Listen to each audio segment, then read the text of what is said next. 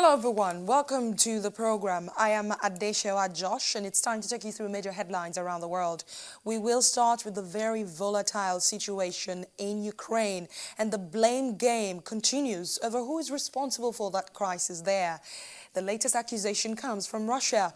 Moscow is saying that the US is running the show in Ukraine, and Foreign Minister Sergei Lavrov says it was quite telling that Kiev had relaunched its anti-terror operation against pro-Russian gunmen during a visit by U.S. Vice President Joe Biden. He also added that Russia will respond if its interests in Ukraine are attacked, drawing a parallel with the 2008 Georgian war. Kiev and the West, however, say Moscow commands the gunmen claims denied by Russia.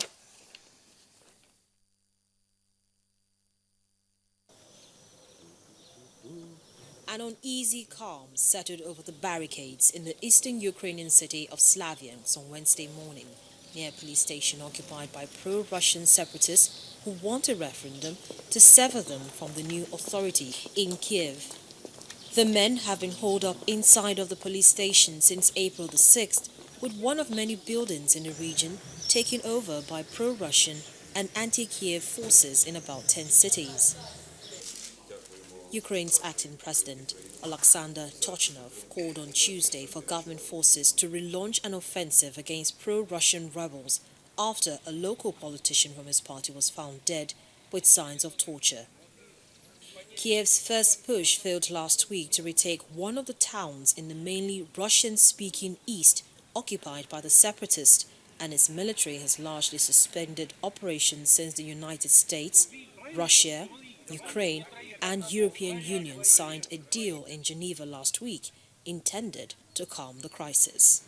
But the agreement was already in trouble, with Washington and Moscow putting the onus on each other on Tuesday to ensure that it is implemented, including a stipulation that the rebels must disarm and leave the government buildings they've occupied.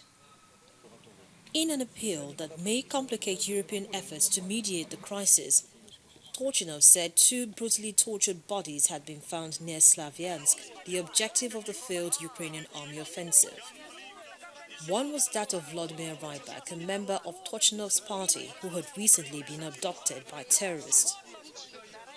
The party is led by Yulia Tymoshenko, a former prime minister who is running in a presidential election scheduled for May the 25th.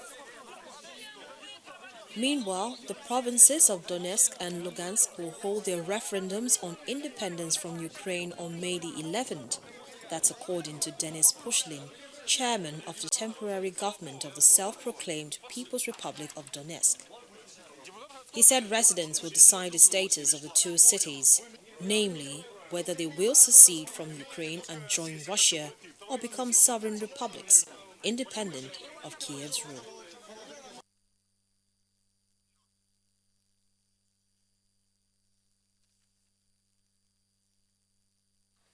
All right, to discuss further on this matter, we'll be joined by Brian Padden via phone. He's currently in Donetsk.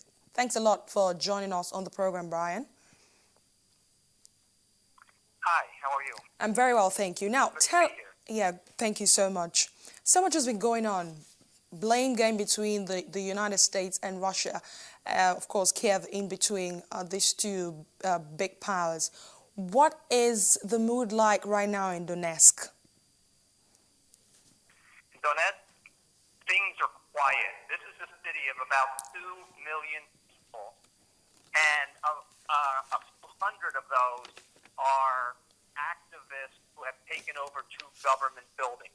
In other towns outside of this city, the pro-Russian separatists or militants have taken total control of some of the towns in the surrounding area.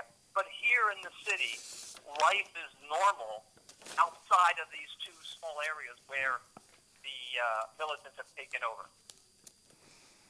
Now, we've heard that Russia pointed accusing fingers to the United States. The United States is running Ukraine. So far, so good. What have you heard from officials from Donetsk?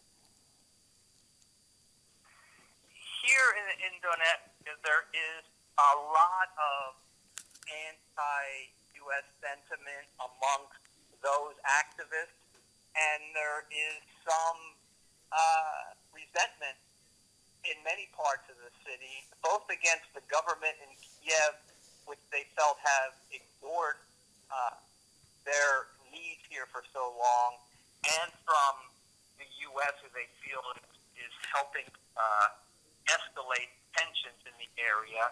But they're also a little concerned about Russia as well. They feel caught in the middle.